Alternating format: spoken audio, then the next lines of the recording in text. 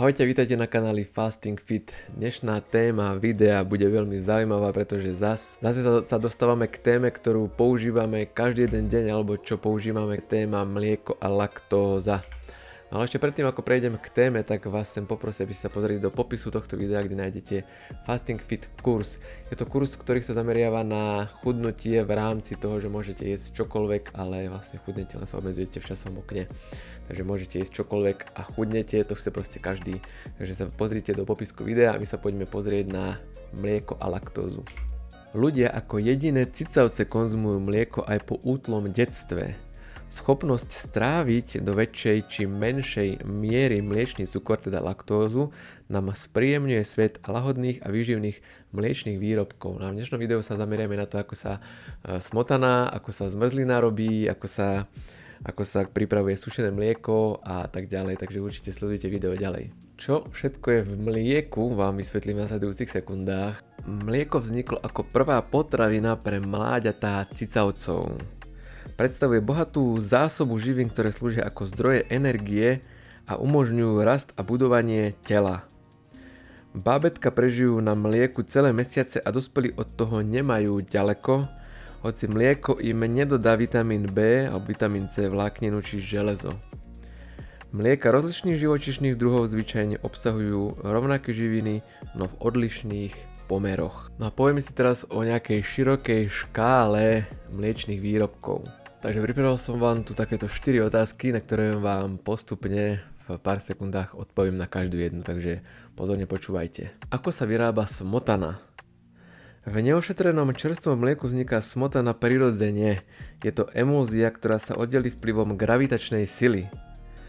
Pri priemyselnej výrobe sa smotana získava tak, že sa mlieko v odstredivke rozkrúti pri vysokej rýchlosti. Čiže ak dáte mlieko, alebo tak dáte to, čo zostane po mlieku, do odstredivky a čo sa vo vysokej rýchlosti teda premelie, tak to je vlastne tá smotana. No a ako sa pripravuje zmrzlina? Mlieko nemožno jednoducho zamraziť. Tuky a bielkoviny by totiž koagulovali.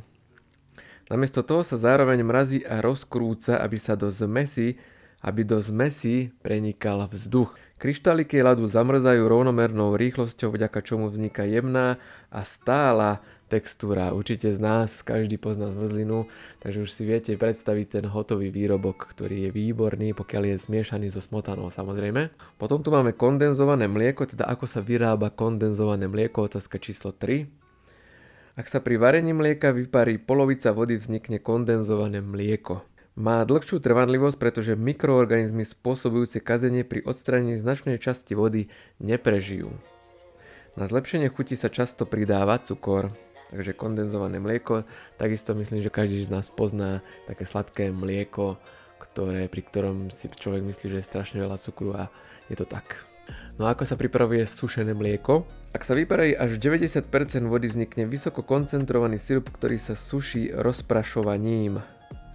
Sušené mlieko je odolné proti mikroorganizmom, no môže sa pokaziť. Takže pozor, aj sušené mlieko je keď je síce sušené, si človek pomyslí, že dlho vydrží, ale aj to sušené mlieko má dátum spotreby, takže pozor na to. No a ďalšia otázka, ako prebieha pasterizácia? V 60. rokoch 19. storočia francúzsky chemik Louis Pasteur skúmal aktivitu mikroorganizmov v potravinách. Vynašiel tepelné ošetrenie, ktoré potenciálne patogénne usmrcuje bez toho, aby výrazne ovplyvnilo chuť. Tomuto procesu sa mlieko podrobuje preto, aby sa dalo bezpečne piť. Takže pasterizácia vieme, že je to zohriatie a zároveň schladenie mlieka. No a taký fun fact, alebo taká informácia pre vás, že mlieko soba arktického patrí medzi najsýtejšie, obsahuje totiž 17% tukov a 11% bielkovín, takže mlieko soba je najsýtejšie, stačí vám ho najmenej, aby ste sa zasítili. No a to by bolo z tohoto videa o mlieku a laktóze všetko. V nasledujúcom videu sa môžete tešiť určite jogurt a živé kultúry. Budeme si niečo hovoriť o jogurte. Ak ste ešte nepozreli v popise videa Fasting Fit kurz, tak vám určite odporúčam.